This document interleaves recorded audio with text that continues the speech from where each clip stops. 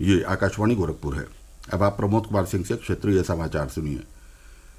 प्रदेश के मुख्यमंत्री योगी आदित्यनाथ ने आज इमरजेंसी के 50वें वर्ष में कांग्रेस और उसके सहयोगी दलों पर जमकर प्रहार किया।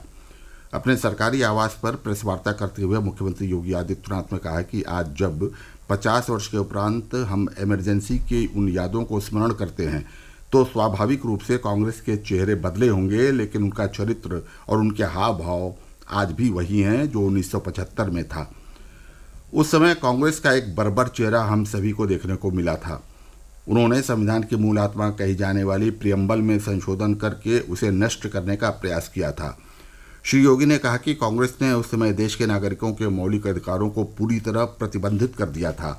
न्यायालय के अधिकारों को कांग्रेस ने उस समय बंधक बनाकर रख दिया था और आज भी कांग्रेस पार्टी में भले ही नेतृत्व और चेहरा बदला हो, लेकिन उसका चरित्र वही है। श्री योगी ने कहा कि 50 वर्ष पूर्व आज ही के दिन देर रात्र एक काला अध्याय लिखा गया था, जब कांग्रेस की तत्कालीन सरकार ने भारत के संविधान का गला घोंटते हुए लोकतंत्र को पूरी तरह समाप्त करने की साजिश रची थी। 25 जून 1975 को भारत के लोकतंत्र को नष्ट करने का प्रयास किया गया था।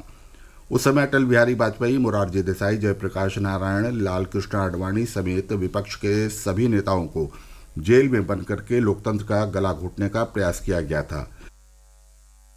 मुख्यमंत्री ने कांग्रेस के मौजूदा नेतृत्व पर हमला करते हुए कहा कि ये लोग आज लोकतंत्र की दुहाई देते हैं, लेकिन भारत के बाहर जाकर भारत के लोकतंत्र को कटघरे में खड़ा करते हैं और भारत की चुनाव प्रणाली पर प्रश्न चिन्ह लगाते हैं। यही नहीं, भारत के अंदर भी हर चुनाव की प्रक्रिया में बाधा पैदा करके ईवीएम पर अपने कर्मण्यता का दोष थोपने का प्रयास करते हैं। दोपहर बाद गोरखपुर पहुंचे मुख्यमंत्री योगी आदित्यनाथ ने आपातकाल के 50 वर्ष के अवसर पर गंभीरनाथ प्रेक्षागृह में आयोजित एक संगोष्ठी में भी कांग्रेस को घेरा। मुख्यमंत्री योगी आदित्यनाथ के नेतृत्व में आज हुई प्रदेश कैबिनेट की बैठक में कई महत्वपूर्ण प्रस्ताव पर फैसले लिए गए। वाराणसी, बरेली और मुरादाबाद विकास प्राधिकरण के सीमा विस्तार के प्रस्ताव को स्वीकृति मिलने के साथ ही नोएडा में मेट्रो लाइन के विस्तार को भी मंजूरी दी गई। अयोध्या में टाटा सन्स की ओर से 650 करोड़ से मंदिर संग्रहालय का निर्माण कराया जाएगा। इसके लिए पर्यटन विभाग 1 रुपये की लीज पर जमीन उपलब्ध कराएगा। इसी तरह पर्यटन विभाग के बंद चल रहे आश्रय गृह को पीपीपी मॉडल पर 30 साल के लिए लीज पर दिया जाएगा। लखनऊ, प्रयागराज और कपिलवस्तु में पीपीपी मॉडल पर हेलीपोर्ट बनाया जाएगा। गोरखपुर में परमहंस योगानंद की जन्मस्थली को पर्यटन स्थल के रूप में विकसित करने पर भी सहमति बनी। इसके लिए पर्यटन विभाग को निःशुल्क जमीन दी जाएगी। बैठक में अयोध्या कैंट एरिया में 351 करोड़ 40 लाख की लागत से सीवेज योजना बनाए जाने का भी प्रस्ताव पास हुआ। परिषदीय स्कूलों के छात्र छात्राओं का अब वर्ष में 4 बार मूल्यांकन होगा।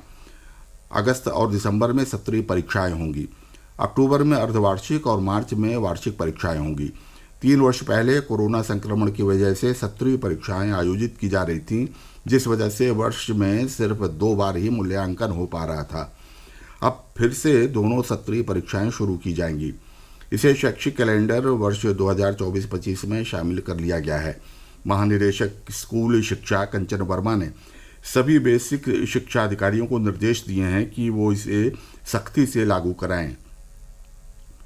वहीं कमज़ोर छात्रों के लिए कल से 28 जून तक परिषदीय विद्यालयों में अवकाश के बाद 30 मिनट तक की उपचारात्मक कक्षाएं संचालित की जाएंगी। महानिदेशक स्कूल शिक्षा ने निर्देश दिए हैं कि अंग्रेजी, गणित सहित अन्य विषयों में कमज़ोर छात्रों को छुट्टी के बाद रोका जाए और अलग से पढ़ाया जाए। हर शनिवार विद्यालय में शिक्षा चौपाल लगाई जाए और अभिभावकों को भी इसमें आमंत्रित किया जाए। मानसून सीजन शुरू होने की वजह से पीलीभीत टाइगर रिजर्व आज शाम से पर्यटकों के लिए बंद कर दिया गया। टाइगर रिजर्व में सत्र के अंतिम दिन बड़ी संख्या में पर्यटक पहुंचे। प्रभागी वनाधिकारी ने बताया कि इस पर्यटन सत्र में सर्वाधिक 54,000 देशी विदेशी सैलानियों ने पीलीभीत टाइगर रिजर्व की सैर की।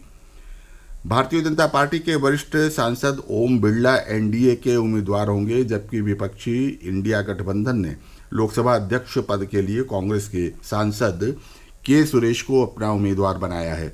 दोनों उम्मीदवारों ने अध्यक्ष पद के लिए आज अपना नामांकन भरा। अध्यक्ष का चुनाव कल होगा। समाचार समाप्त हुए। नमस्कार।